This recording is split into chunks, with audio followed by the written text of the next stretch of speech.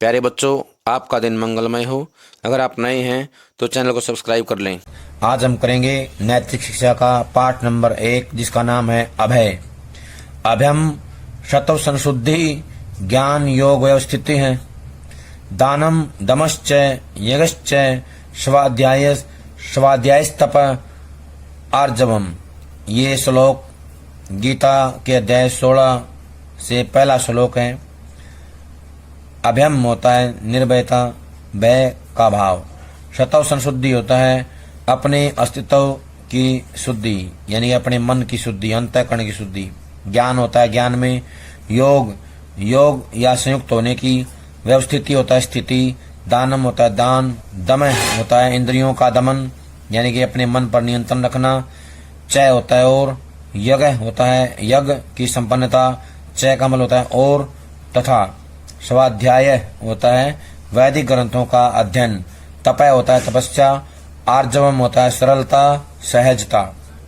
इस श्लोक में भगवान श्री कृष्ण अर्जुन को उन दिव्य गुणों के बारे में बता रहे हैं जो मनुष्य में होने चाहिए। भगवान श्री कृष्ण कहते हैं, भय का सर्वथा अभाव, अंतःकरण की पूर्ण निर्मलता, तत्व ज्ञान के लिए ज्ञान योग में निरंतर दृढ़ स्थिति और सात्विक दान, इंद्रियों का दमन, भगवान देवता और गुरुजन की पूजा तथा अग्निहोत्र आदि उत्तम कर्मों का आचरण एवं वेद शास्त्रों का पठन पाठन तथा भगवान के नाम और गुणों का कीर्तन, सब धर्म पालन के लिए कष्ट सहना और शरीर तथा इंद्रियों के सहित अंतःकरण की सरलता, ये सब दैवी संपदा को लेकर उत्पन्न हुए पुरुष के लक्षण हैं। इस पाठ में बताया गया है कि मनुष्य को निर्भय होना चाहिए, निडर होना चाहिए।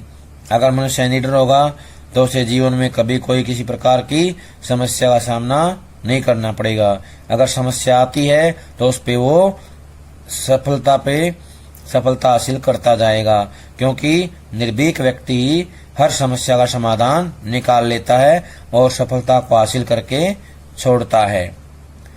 जब हम भविष्य को लेकर मन में अपेक्षाएं करने लगते हैं, यानी कि हमारे मन में इच्छाएं आने लगती हैं, तब ये आकांक्षाएं यानी कि इच्छाएं पहले आशंकाओं में और उसके बाद भय का रूप ले लेती हैं।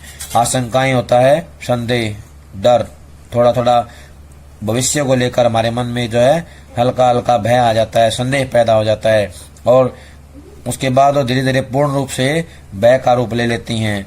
हमें पूरी क्षमता से कर्म करना चाहिए और उसके फल की चिंता नहीं करनी चाहिए। अब हमें पाठ का सार। प्यारे बच्चों, हमारे जीवन में गुणों का बहुत अधिक महत्व है और इन गुणों के बारे में ग्रंथों रचनाओं में बताया भी गया है। श्रीमद् भगवद गीता के उपयुक्त श्लोक में वर्णित ये दैवी सद्गुण ऐसे दिव्य जीवन मूल्य हैं जिन्हें जीवन में लाकर आप स्वयं अनुभव करोगे कि यौवन में कितना अद्भुत निखार, कैसी ऊर्जा, कितना आत्मविश्वास बढ़ जाता है। वास्तव में आज के समय में इसकी बहुत आवश्यकता है। आओ हम अब इसे माने और पहचाने। उपयुक्त श्लोक में दैवी संपदा को लेकर उत्पन्न हुए पुरुष का प्रथम लक्षण है अभयम। अभयम होता है निर्भीक, निडर, अर्थात ऐसी अवस्था जहाँ किसी प्रकार का कोई भय नहीं हो।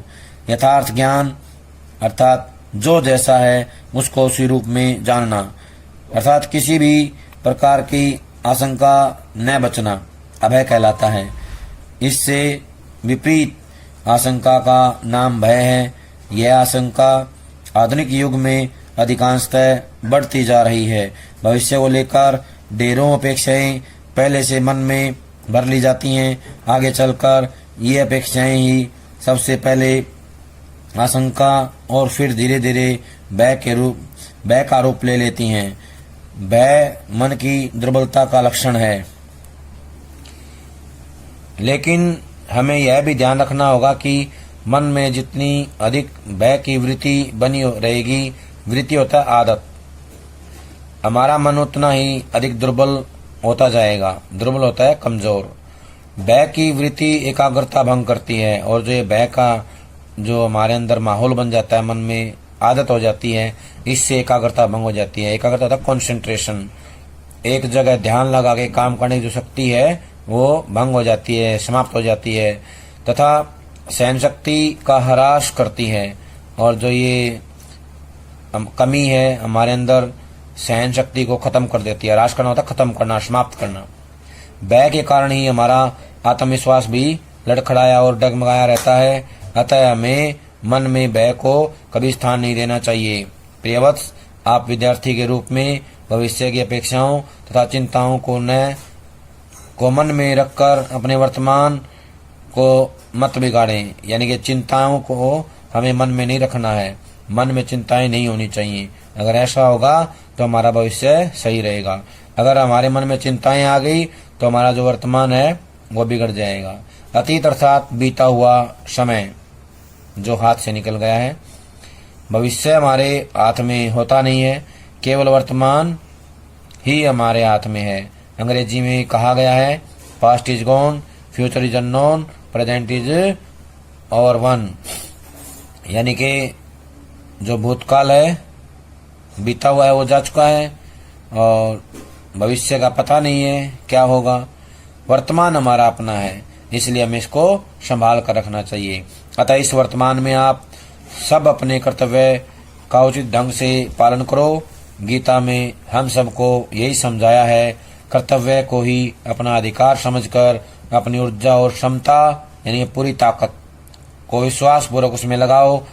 अपने कर्म के फल की इच्छा अर्थात भविष्य की चिंता मत करो, क्योंकि कर्म फल और भविष्य ये दोनों ही आपके वश में नहीं है। यानी कर्म फल और भविष्य को आप अपना ना माने, क्योंकि इनके ऊपर आपका कोई अधिकार नहीं होता है।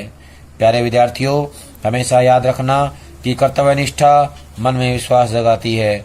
विश्वास से भरा हुआ मन कभी किसी से भी भयभीत नहीं होता। अभी से यदि भय मन में भर गया तो हम उज्जवल भविष्य की कल्पना भी नहीं कर सकते। अतः आप अपनी संपूर्ण ऊर्जा अपने लक्ष्य में लगाओ। अध्यात्म का आधार लेकर भौतिकता के विस्तार में आगे बढ़ो।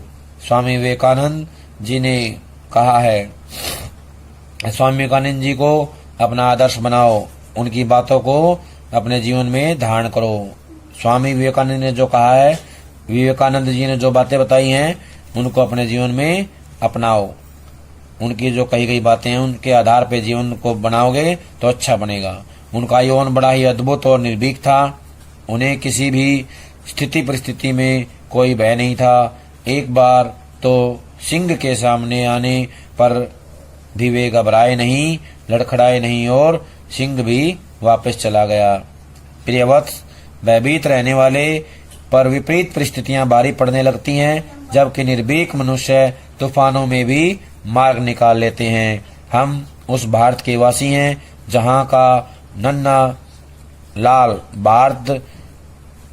लाल भरत एक सिंह के जबड़े खोलकर दांत गिनने की क्षमता रखता है, जहां का भगत सिंह राष्ट्र की स्वतंत्रता के नाम पर फांसी के फंदे से भी भयभीत नहीं हुआ। श्रीमद् भगवद गीता के इस लक्षण अभयम को पढ़कर अपने भय को छोड़ दें तथा साहस और आत्मविश्वास से भरकर अपने आप को कर्तव्य पथ पर आगे बढ़ाएं या कर्तव्य पथ से जोड़ें।